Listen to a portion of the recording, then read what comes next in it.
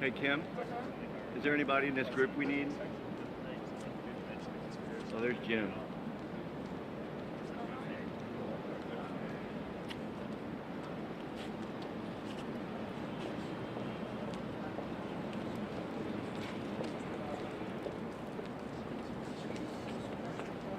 Can I come get on the other side of you? Sure.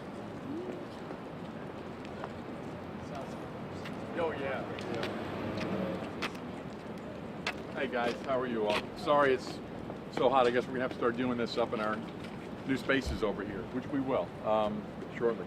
Just to let you know, I'm here with the team in this case. Brian Kleba, Jim Mann, Sal Peritoni, Jay Quinlan, Lisa Horner from FBI.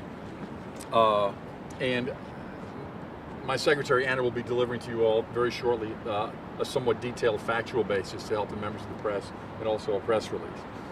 That said, a few minutes ago, Henry Mouton, who formerly served as a commissioner with the Louisiana State Wildlife and Fisheries, pled guilty to conspiracy to receive bribes and illegal payoffs, a felony under federal law.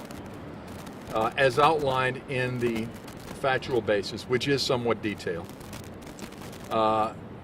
before, during, and after his term as a commissioner with Wildlife and Fisheries, Henry Mouton received hundreds of thousands of dollars in payoffs, illegal payments, bribes, from a person who has so far we've only described as co-conspirator A.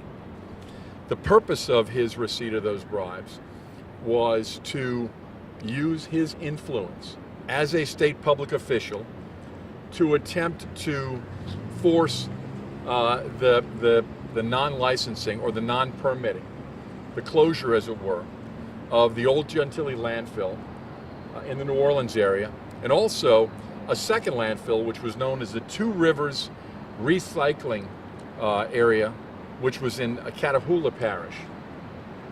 Part of the scheme was that specifically during the periods he was a public official, I believe from 2004 to 2008, Mouton admitted using his influence and specifically using his title and his position as a commissioner with Wildlife and Fisheries to attempt to get public officials throughout the state to use their influence to prevent the reopening of Gentilly landfill and to prevent the permitting of that landfill in Catahoula Parish. Those individuals he contacted included individuals with the executive branch, U.S. Attorney's Office in the Western District, FBI.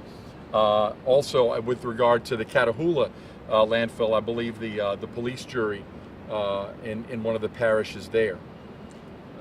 And in addition, he's charged, as part of the conspiracy, he's charged with actually assisting co-conspirator A in making illegal campaign contributions to at least one U.S. congressional candidate and a state elected candidate by using straw contributors, as it were. Now, these are serious crimes. This is a serious offense. The essence of the conspiracy offense, as you know, is the fact that it is a crime that is engaged in by at least two or more individuals. We've identified only by, in a cryptic way, co-conspirator A. We have never indicated who that person is, which is appropriate. I will tell you, though, that this investigation is not by any means over. It continues, and we intend to bring to justice anyone who was involved in this or any similar schemes to engage in public bribery. And so, with that, any questions from members of the press? And you say Kim? it's not over, but can you talk about, there's a lot of speculation that with Mouton's plea today, him changing his plea to guilty, that's when we really start to see things heat up in terms of the other targets of this investigation. Well, we're just, notwithstanding the other individuals who are being looked at, I mean, we actually now have an individual, a former state public official who has admitted in federal court to having received bribes, to having received illegal payoffs, to having used his official influence illegally as part of that conspiracy. This person's also admitted under oath in admitting to that crime to engaging with another person, that being co-conspirator A. So yeah, I mean, without question, this is heated up, and where the investigation goes is something I'm not going to speculate about. Can you confirm if additional target letters have gone out today? You know, I'm really not going to be able to confirm that. You know, the target letter thing is something that I think, you know, sometimes we send out target letters because we believe it's in the government's interest, sometimes we don't. It is not a standard practice to issue target letters, nor is it that unusual. So, you know, we also don't, in most cases, we don't announce or confirm when we send out target letters. So whether we do or don't issue target letters doesn't necessarily mean anything in terms of where we're going. This investigation will be thorough, but it will be fair. It is going to be as we conduct all of our investigations, and we're going to take it as far as the evidence takes us. So Henry Mouton was pretty open about the lobbying or the influence. So what made these bribes and not just consulting fees? Well, these were bribes because, first of all, there were payments to him as a public servant. He was acting in his official capacity, sworn to act on behalf of the citizens of Louisiana, when in fact he was secretly receiving cash payments, undisclosed and concealed, from an individual engaged in business in order to use that influence to forward or advance the well-being or the financial wealth of that other individual. Classic bribery case, classic payoff case, which is contemplated under 18 U.S.C. 666. And of course, as you all know, it's essential. One of the essential elements is that that this involve a program receiving federal funds. And of course, the state Wildlife and Fisheries Department did receive in excess of $10,000 a year in federal funds. And the sentencing date is set? Sentencing date is January 25th.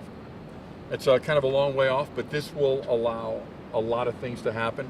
One of the things it'll allow is it'll allow Mr. Mouton to help continue cooperating with the United States as he is obligated to do under his plea agreement, and to cooperate truthfully and fully, as the judge said. So stand by. If the evidence leads us anywhere, we will go there. On another issue, whatever happened with the River Birch evidence seized case, where all that evidence was seized and they were fighting back and forth? Can't really go there right now. Okay. No. I just didn't know if there was any latest proceeding or... Can't go into that. Good question. I just can't answer. Okay, just thought I'd ask. Any other questions, members of the press board? Thank you guys for your indulgence out here. I guess we should do this inside next time. Huh? Okay. Next time, 16th floor, our office, new spaces next door, in 650 Porters. Hopefully you'll like it. God bless you. There's Emily has got the factual basis, which I urge you to look at because it's very detailed, and also the press release for you. Thank you. New office space here. Yes. On 16, we're in 16, 17, 18. Thank you very much. Appreciate it. Sir, how are you?